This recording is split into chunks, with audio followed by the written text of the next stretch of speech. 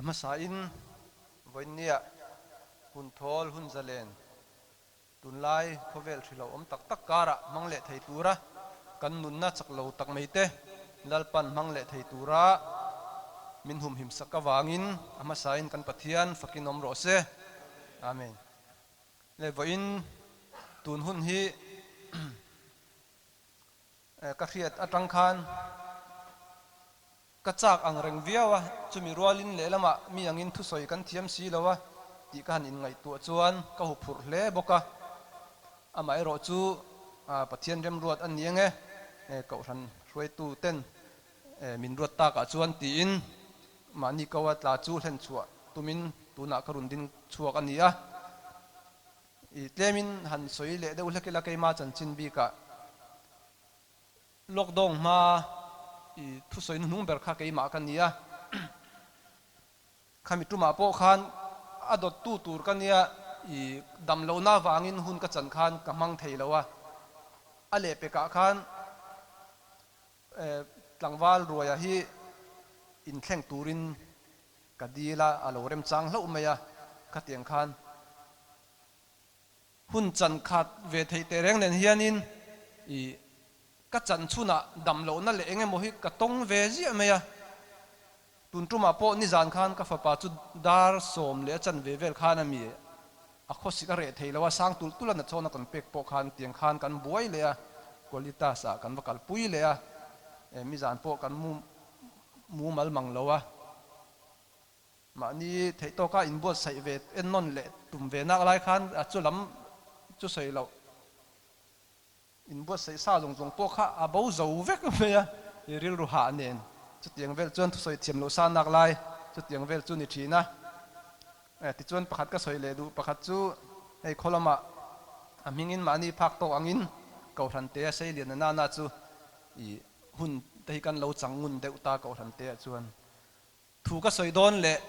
mi pui ma ka din don hi chuanin in bot sai veu po ngai loin ka pa hi zon olna ka mang mei thina ka pa hi ka thu soi tur te le bible chang share tur te ka zot chot mei thina amai ro chu Malaysia helai mun ai ro chuan chu tiang ang ti tur aka nei ta si lawa mani pha ang tok to ka in hai ve nga ya when ya hian karil ruin ka pa po ka thereng ani ti kha in ma ka soi non le duwa le tuna chon pathian thu thiang hlim chirna karun nei nge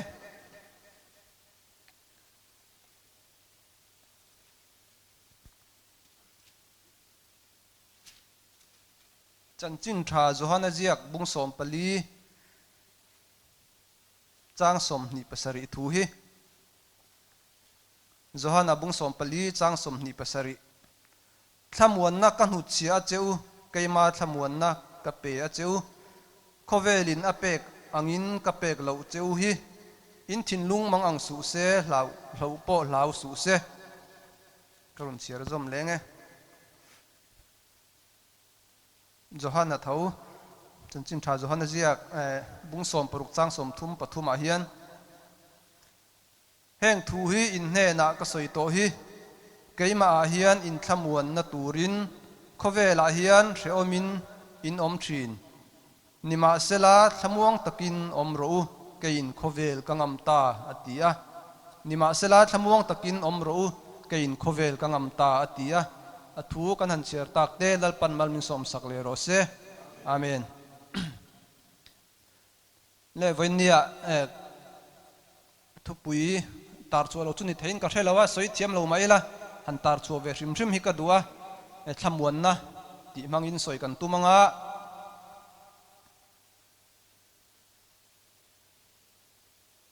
kan lo soi fu lo de wani point mani lama chuan kan on goal em lawang chu ti kha ngai thatu ten min lo ngai thak thiam sak mai don ani le voinia mihring te hian he khovela har sat mang anna lungai na boina chi sang sang kan tok thewa tuma lungai na te mang anna te boina te tok lo hi chu kan om po rin om lem lawa kan lo om palani point kan tlem viau in rin oma ama ero chu tiang lungai na le har sat mang anna tok vek dong thei vek chang thei vek pon ni ma ila kan ma chon dan le kan tor dan ero chu a in ang vek kher lo theya ama ero chu Mizo na mitin tena kan mamo ero thung chu Thlamuanna ani Thlamuanna ero chu mitin ten kan mamo vek ani ti kha pakhat na lo ni sela na china ka Bible chang run cher ta ang khan Isua vana alon don haya Isua na zirtirte ashil ania kha thu kha chuwang chuan voin nia po Isuan kai ni po min thrila Isuan kom dananga in chuan khovel in ngamang min tia enge voin nia hian Isu dan kan ti chuan a Bible a te kan hmuwa thunwai rol na te in sum thaina chi sang sang kan hmu kha khang ho zong zong kha kan zom thei chuan in khovel kan ngam don alo nia ti chuan na china karun chiar pakhat zo ka khan helai thui ka du em me kein khovel ka ngam ta ti hi keini ring tu te po hian khovel hi kan hlau tur ani lova khovel kan ngama wang ero chuan Shileng tunlaya virus thalo tak tak te a oma chungkara po chuan laule zam che tur kan ni lawa chi ai tur po kan ni lo ama ero chu na china karun sirta ang khan Isuan khovel angama ke ni point lau chung point kan chi ai che tur ni lova Isu zara kan ngam tur ani phim khur taksi in om kan thiam tum tur ani ya Isuan khovel kan heta tilova khovel ka ngam ta tia Isuan he to chu ni sela engma lo turam lo ti pop pop po poi lo tura ngai thayanga ama ro chu Isuan kan heta tilova ka ngam ta tia chu wangin kai ni po Isuaring tu te kan ni chuan lungai mang anna har sat beidong na mimal tinten kai ma ni thewa midang te chung te unau te thenwal tha te I riat tirchi ni lem si lo mang an ruk na te po kan nei theu te po ni thaya chung zona po chuan Isua chuan khovel min ngam sak towa Isua nung zui tu te chuan in huai sen takin khovel kan ma chon ngam mei tur ania ti kha helai zia ka tang hian karun soi le duwa chuan china ka chiar ma sak zo ka po khan Thlamuanna ka hnut chi a cheu keima Thlamuanna ka pe a cheu khovelin a pek ang ka pek lo cheu hi in thinlung mang ang su se lo po hlau su se min ti chuwangin tunlaya hey ram le ram in do thu thang te kan thria China le India te USA lam te po ni sel ain hur de reng maya chung zona po chuan mang ang le lungaya hlau thonga om tur kan ni lowa pathian in tu la ti hun le rema ti hun lowa chuan heng in do na tak tak te hi a thleng don lowa alo thleng ta ni point ke ni ring tu te chuan in pathian rem ruwa ta hian lom taka I ma chon thei turin voinia tun huna hian hun tha kan nei mek la hian kan lo in bot sei zok anga ya ti chuan chulaya chuan voinia nang le kei pathian Thlamuanna kan lo chang to po ani theya amai ro chu nang le kei na Thlamuanna kan chan ringot kha atok zo lo ka ti duwa voinia hian achan le wang chu enge ti chuan mihring hi mani chawin tu ma hi kan om thei lowa abikin zo fa te phei chu then le rual kom ngai na nam kan nia chuwang chuan keima ni ringot ta Thlamuanna kha tok lowa kan thian te kan bulami te kan chung te kan nu le kan pa kan fellowship a kan society a kan ko thana kha te ang chi a khan kan bulami ten keima ni tangin Thlamuanna an huem an charem nge nia Thlamuanna om sa po ti beidong tu ti treu tu nge kan ni zok ti te po hi kain ngai tua non fo nga in ka ria chuwang chuan nang le keina Thlamuanna kan chan hi kan ngoi pui mei mei chuan Isua point lungte tala autir don ati kha kan Thlamuanna chan hi ngoi bo pui mei mei lova midang kan bul hnaya omte Thlamuanna nei ve lo te na an Thlamuan theina turin a thu zonga kan soi thiam lo ani point kan che zia in emo kan nei sum le pai mang te nemo mi ring te hian ma nia tu ma mi tling kan om lowa ama ero chu tin na zone le thei big na zone ero chu pakhat theu tal li chu kan nei thewa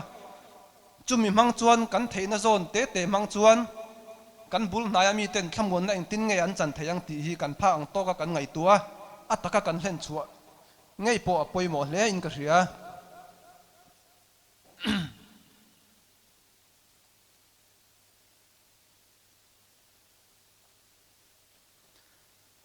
kan taksa mamo kan ria kan tharau mamo ero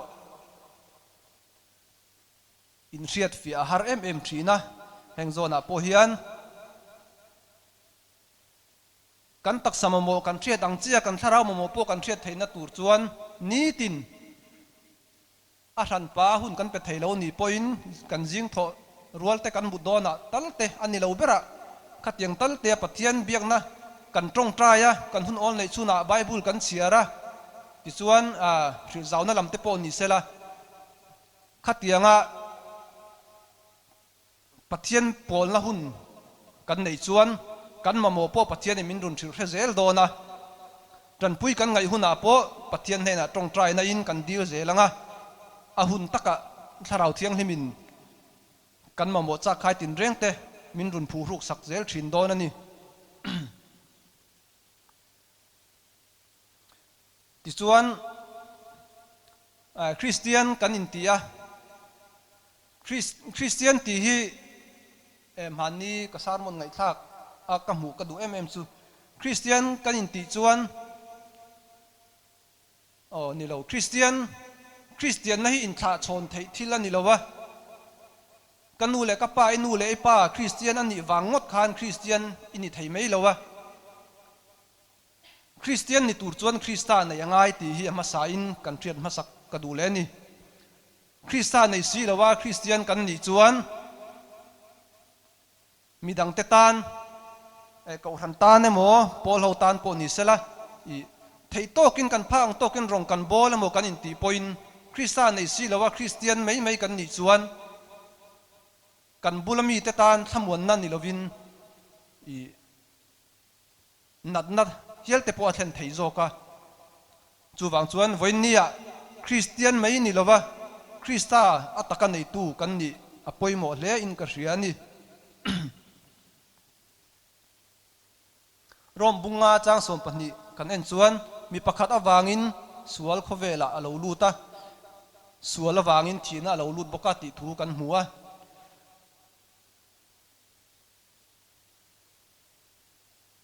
samzia ka chuan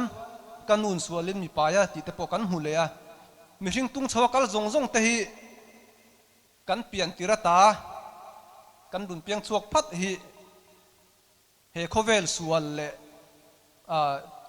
sual na wangin te po ti thayang chu kan run tap chuak thina ni a mi pa ngai te chu kan tra thei lo chuan nu le pa te an lo lau thong thina ni kha chu tiangin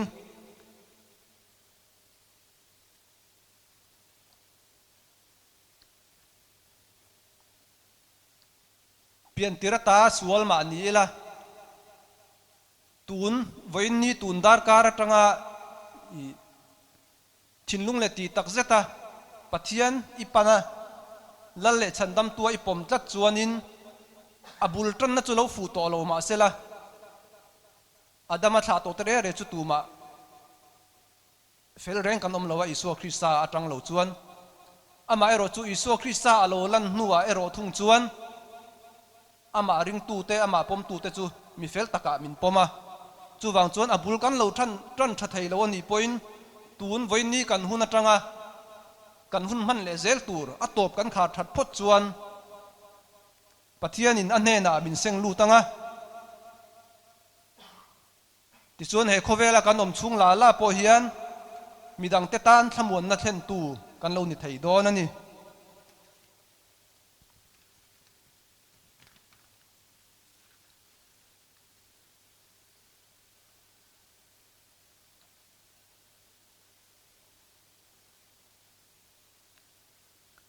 le voina nang le kei po Thlamuanna Thuhriltu kan ni em ti hi thinlung le ti tak zeta in chik turin kan som dua i hun kal towa kan hun kal towa eng anga lian po ni sela eng anga te po ni sela thil kan lo ti sual to ni poin voin ni tang dalpa hena kan tluk lua kan hmalam hun kan hun man zel tura adu dana nga ke kan pen zel chuan lalpan mal min so manga kan kalna pianga kan thenchin na pianga midang te tan Thlamuanna Thuhriltu lalpa hian min mang thei don ani kha jong kha ka soi thei tok ni sela voin nia thu soi ngai the tu te zong zong in zawai chunga kan lalpa du tak Isu Krista Thlamuanna atharin lo thleng le zel ro se amen.